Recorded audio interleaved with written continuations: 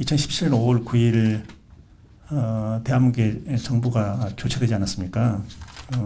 선거를 통해서 정부가 교체됐는데요. 사실은 5월 9일 대통령 선거는 단순한 선거가 아니라 국민의 촛불로 촉발된 그런 선거였거든요. 그래서 저는 이 선거는 단순한 선거가 아니고 하나의 그 명예혁명이었다, 그런 생각을 합니다. 그 명예혁명을 또 달리 표현할 때 무혈혁명 이렇게 표현도 하거든요. 근데 우리 역사에도 명예혁명 시대가 도래했구나, 그런 생각을 합니다. 여기에서 이걸 일궈낸 사람들은 저는 그렇게 생각해요.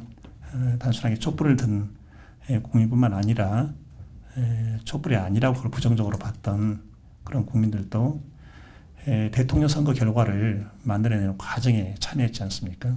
그래서 역시 그 같은 국민으로 이렇게 포용을 해야 된다, 그런 생각을 하고 있고요. 이제 정리할 건 정리하고, 그리고 새로 세워나갈 것은 세워나가야 할 건데요. 우리가 주목해야 하는 것은 교육 분야입니다.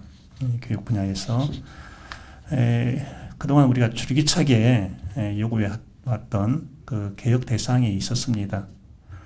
특히 국회가 지방교육자치에 관한 법률을 제정해 놓았지만 거기서 끝이다는 거예요.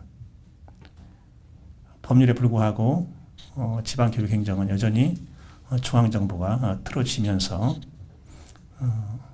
오도에 따른 그런 교육행정을 펼쳐왔다 하는 것이죠. 그 표현은 굉장히 많이 나타났습니다.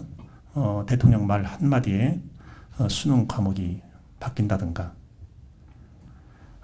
대통령 말 한마디에 국사교과서가 국정화로 바뀐다든가, 이런 교육에서는 있어서는 안 되는 교육의 정치화가, 또 교육의 사유화가 일어났었거든요.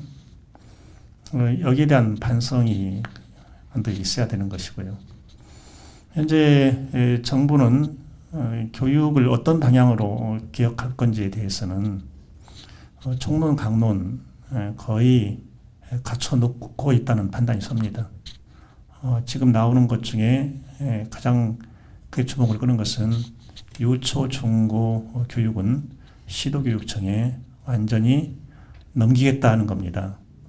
그리고 이번에 넘기지 못하면 아마 우리가 살아있는 한 넘기는 그런 일은 없을 것이다라고 생각합니다. 이 부분에 대한 대비를 좀 하셔야 되거든요.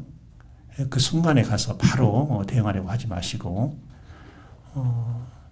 이런 결과가 오면 우리 교육행정에 바뀌는 것이 뭔지에 대해서 바로 정리를 해둘 필요가 있습니다.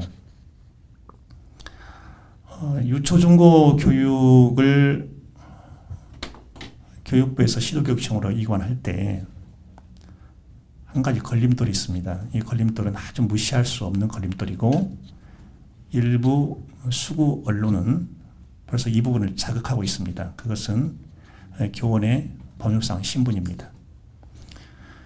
현재 교원은 법률상, 여기서 말하는 교원은 국공립교원을 가리킵니다. 국가공무원으로 되어 있습니다. 그런데 유초중고 교육을 시도교육청으로 이양하는 것은 반드시 교원 신분의 법률상 변화, 이걸 가져올 수밖에 없는 겁니다. 국가공무원에서 지방공무원으로 넘어와야 하는 겁니다. 이게 얼마나 힘든 것인지 아시겠습니까?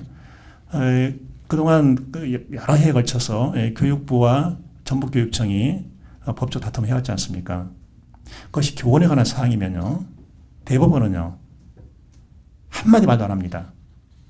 국가공무원이잖아, 이거예요. 그러면 시키는 대로 해야지. 이거였거든요.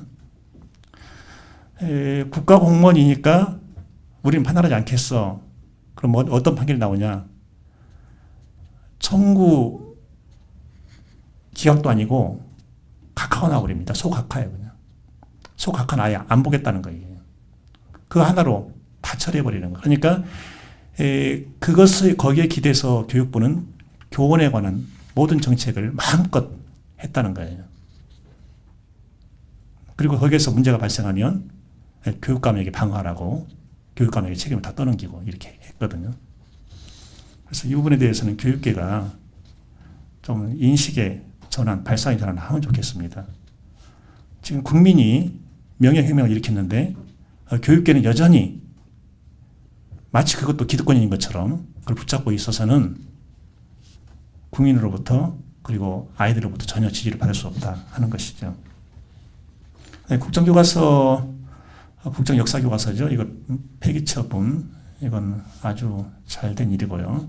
예산이 42억 들어갔다고 하는데 그 예산 낭비보다 더 무서운 것이 역사교육의 정권 독점입니다. 그래서 이건 폐기 처분한 것에 대해서 환영을 하고 그동안 이것 때문에 전국의 수많은 교원들이 고통을 겪어왔습니다. 아마 검찰에 고발당한 그런 교원들도 있을 거예요. 거기에도 충분히 영향을 끼칠 것이라고 생각을 합니다.